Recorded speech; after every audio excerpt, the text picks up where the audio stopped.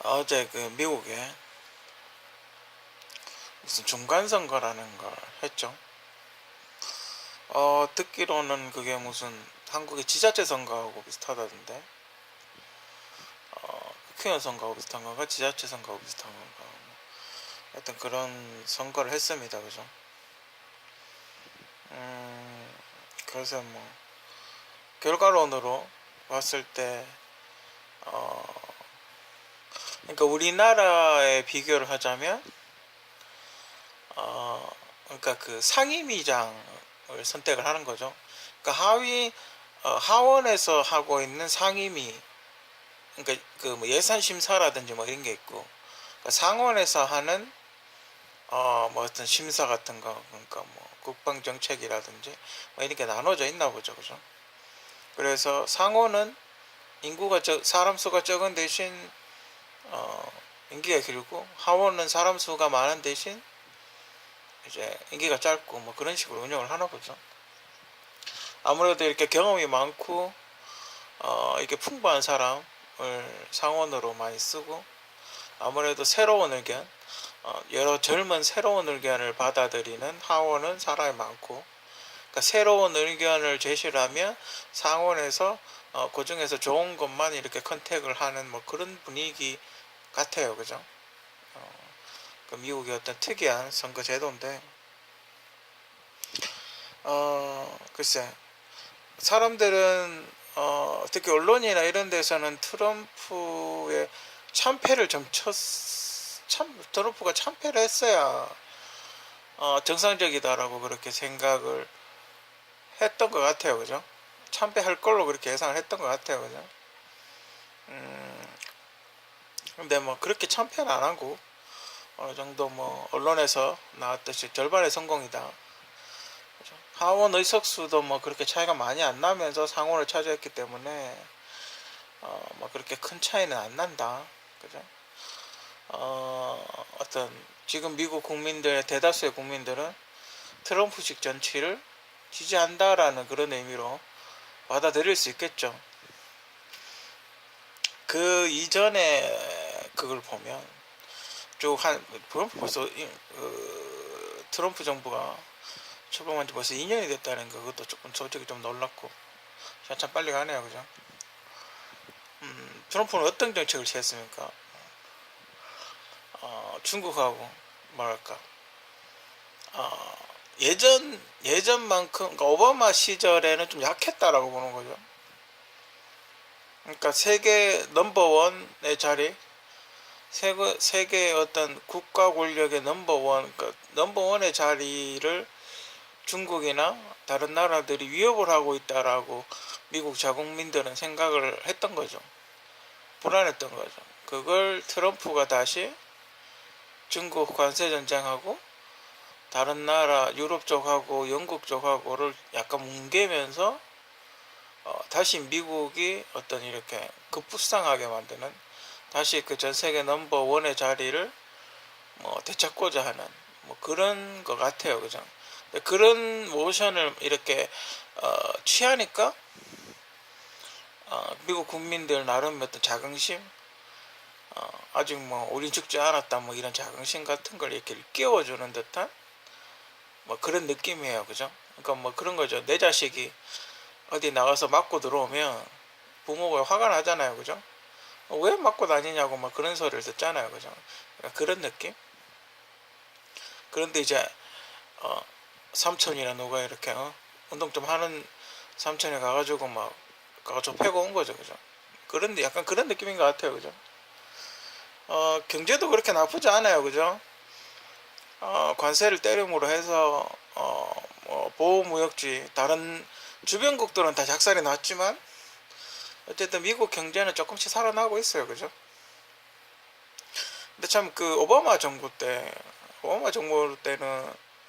참 안 좋았던 게, 오바마 정부가 들어서자마자 그 리먼 브라더스 사태가 터져가지고 경제가 뭐 거의 한국의 IMF 수준의 어떤 쑥대밭이 됐었죠, 그죠?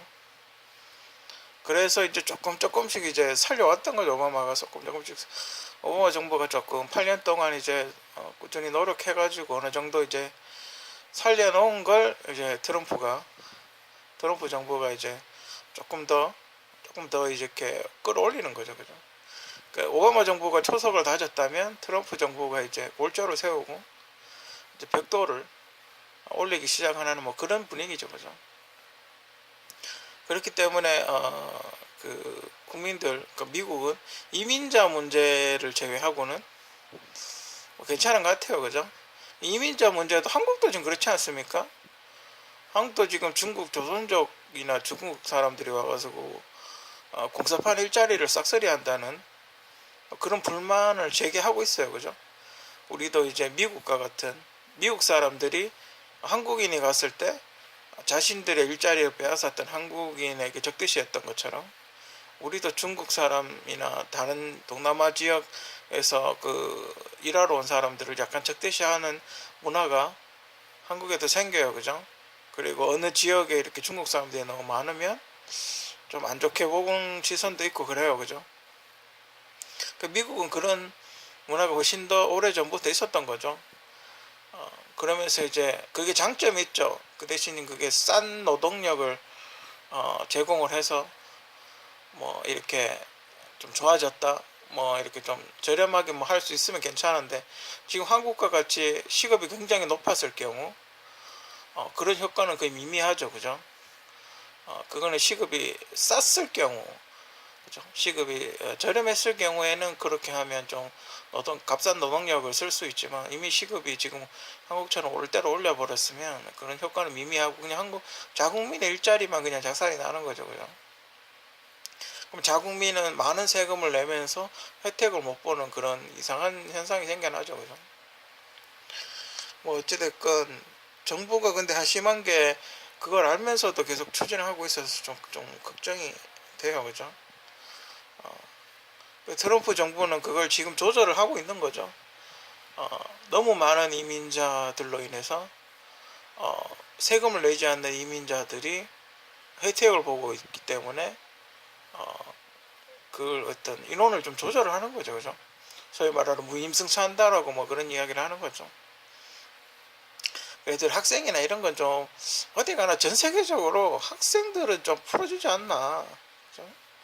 공부하러 오는 학생들은 조금 풀어주지 않나. 물론 이렇게 불법 처리하고 뭐 그런 건 좀 그렇지만 그런 학생들을 공부하러 오는 학생들은 확실하게 그게 있지 않습니까? 그 공부하러 왔다라는 그런 게 있으니까 그런 건 좀 풀어줘야 되지 않나. 그죠? 그 미국의 그 무슨 대학교 그 유학 갔다 오신 분들 이야기 들어보니까 학점이 뭐 되게 낮으면 그 제적이 되면 유학 비자가 안 나온다고 뭐 그렇게 얘기를 하던데. 그에 대해서 뭐 자세한 건 잘 모르겠지만 하여튼 뭔가 열심히 공부하는 불이익이 생기겠죠. 그죠? 어쨌든 그렇다는 것. 더 문제는 요번 선거는 중간 선거는 사람들이 잘 생각지도 않은 부분에서 큰 트럼프가 이렇게 활짝 웃는 부분이 생긴 게 뭐냐면 오바마가 전면에 나섰죠. 그러니까 차기 대권 주자가 나온 게 아니고 민주당 쪽에서 차기 대권 주자가 나온 게 아니고 오바마가 다니면서 선거운동을 했다는 게 더 큰 문제예요. 그렇다는 건 트럼프의 연임을 막을 수 없다라는 거거든요. 그렇지 않겠습니까? 민주당 내에 트럼프를 상대할 수 있는 인물이 없다는 거예요. 그죠? 오바마가 다시 나오지는 않을 거 아닙니까? 8년 했는데. 그죠? 그렇다는 건 민주당이 지금 궁지에 몰려 있다라는 거예요. 어떻게 하원은 차지를 하게 했지만 민주당이 미국 내에서 궁지에 몰려 있다라는 거예요. 그죠? 대권에 나올 다음 대통령 선거, 그러니까 4년 정도 하면 선거를 한번 하지 않습니까? 중간에. 그 선거 때 내세울 인물이 없다는 거죠. 그죠? 가뜩이나 그 여당 프리미엄이 있는데, 지금 누가 와가지고 민주당은 설령 선거를 지더라도 차기 대권 주자가 나와가지고 했어야 돼요. 그죠? 그래야 대권을 뒤집는 어떤 그런 게 나오는데, 그런 사람이 없어요. 그죠? 그게 더 큰 문제예요. 그게 더 큰 문제예요. 사람이 없다는 거. 트럼프의 연임을 막을 수 없는 사람이 없다는 거. 그게 더 큰 문제예요. 그죠? 아니면 힐러리가 나왔어야 되죠. 그죠?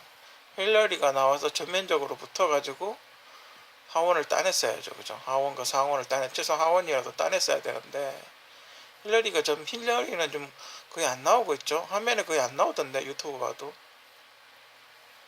그게 더 큰 문제예요. 그러면 최소한 공화당이 8년 동안은 정권을 장악한다는 건데, 그죠?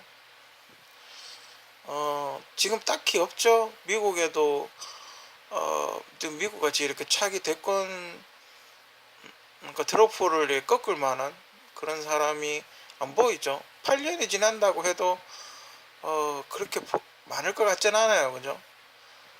뭔가 이렇게 막 이슈 메이커라고 그러죠. 확 이렇게 사람들을 시선을 확 사로잡는, 그죠?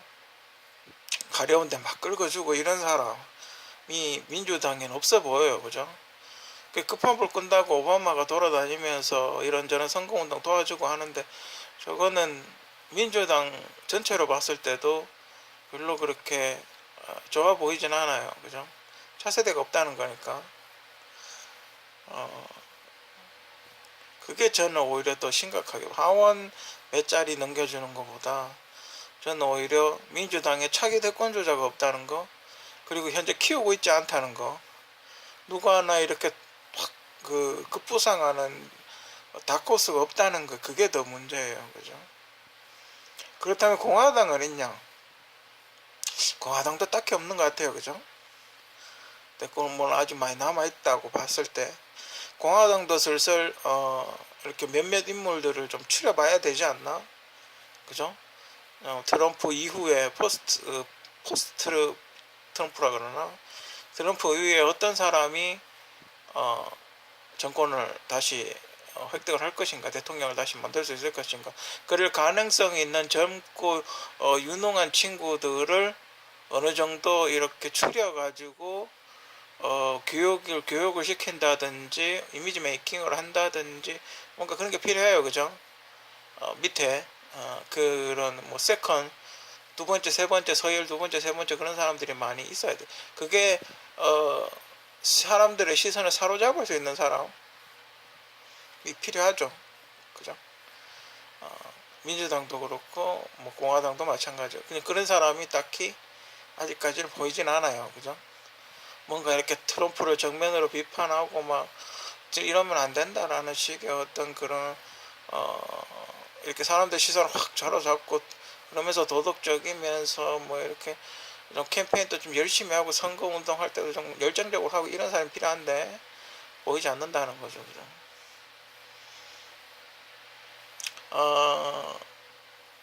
뭐 앞으로 뭐 어떻게 될지 어떻게 진행이 될지 모르겠죠. 트럼프가 만약에 연임을 한다고 가정하에 트럼프는 계속 이런 정책을 추진하겠죠. 왜냐면 국민들이 좋아하니까 이런 식으로 계속 정책을 추진하겠죠. 그에 대한 어떤 대응을 할 것인가에 대해서 해야 되겠죠. 그죠? 그 연구를 좀 해야 되겠죠. 그죠? 어떻게 우회적으로 할 것인가. 지금 현지에 공장을 많이 짓고 있어요. 그죠? 실제로 미국 현지에 공장을 많이 짓고 있기 때문에 그것도 또 하나의 어떤 대책이 될 수가 있고, 이미 뭐 제가 알기로 우리나라 대기업들은 다 짓고 있다고, 공장을 미국에 생산 공장을 짓고 그것을 생산하고 있다고 그렇게 들었습니다. 미국 대미 투자를 최소한 연임을 한다는 가정은 최소한 6년 이상을 바라보고 공장을 지어야 되지 않나, 설비 투자를 해야 되지 않나. 그죠? 그렇지 않으면 어떤 트럼프의 그 정책에 반하기 때문에 이제 한국에서 생산해서 미국에 수출하는 경우는 굉장히 이제 힘들어질 거다라는 생각이 들죠. 그죠? 현지에서 이제 고용을 하고 해야 되는 그런 상황이 온 거죠. 그죠? 옛날에 누구지? 하여튼 뭐 유명한 말이죠. 바보야, 문제는 경제야. 이게 정확한지 모르겠는데 문제는 경제입니다.